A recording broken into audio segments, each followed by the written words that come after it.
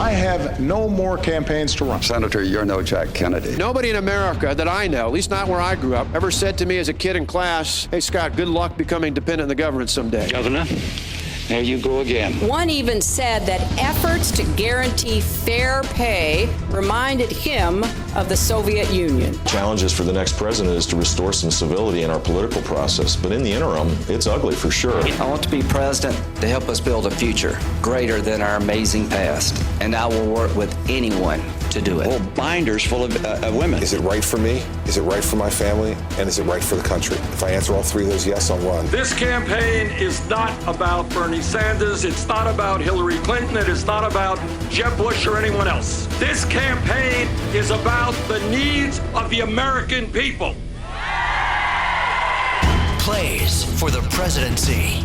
Each week we look at the plays being run by the candidates for the presidency, and we try to figure out exactly what it is they're trying to do and how they're responding. The man who does that for us, of course, is the man who understands this whole system. He's Alan Kelly. He was the founder of Playmaker Systems and also the author of The Elements of Influence.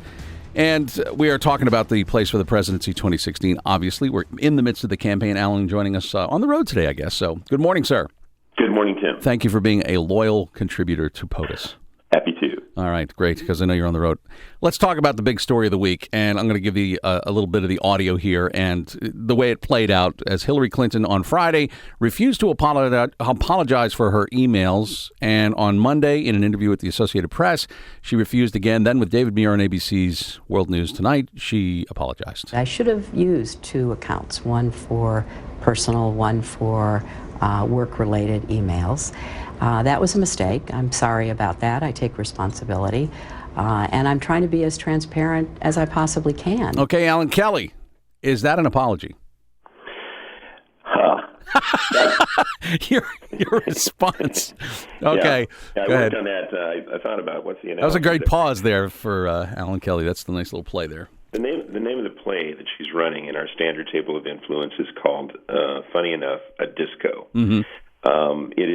It's actually a term that's used in parliamentary debate when these rhetorical experts, hold forth and maybe admit an error proactively in order to save face or maybe buy some public credibility and then move forward again. It's kind of what we call one step back, two steps forward, and that is, I suppose, why in parliamentary debate they call it the disco.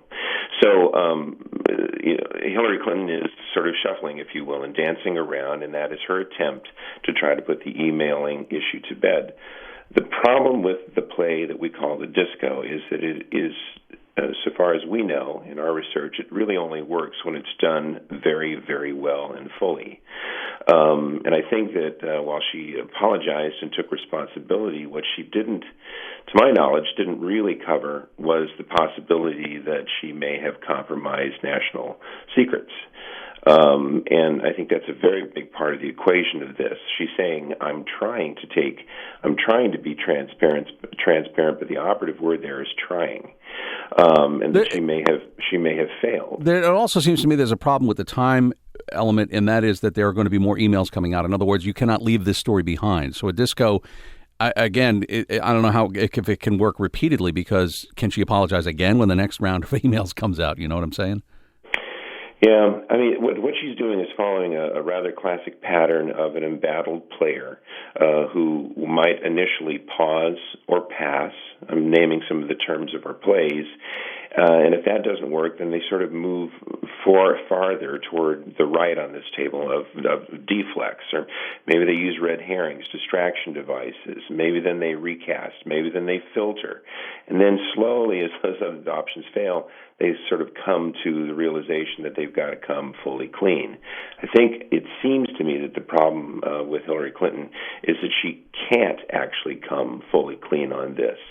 Thus, the story will continue to play and be propelled, I think, very effectively by Republican interests, and the disco didn't dance. Let us talk about a play being run by Jeb Bush, the Republican hopeful who was a guest with Stephen Colbert on his first night as the host of the successive show, the show that succeeded David Letterman. What we've done is that we've written up here an answer that's just a little bit just Trumpier. All right, just read it right off there. Okay, ready? This could be dangerous. No, it's be fine. All right, here we go. Governor, what is your reaction to the Iran deal?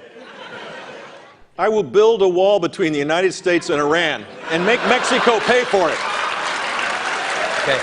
Among the other things he did on the show. So what kind of play is that, Alan?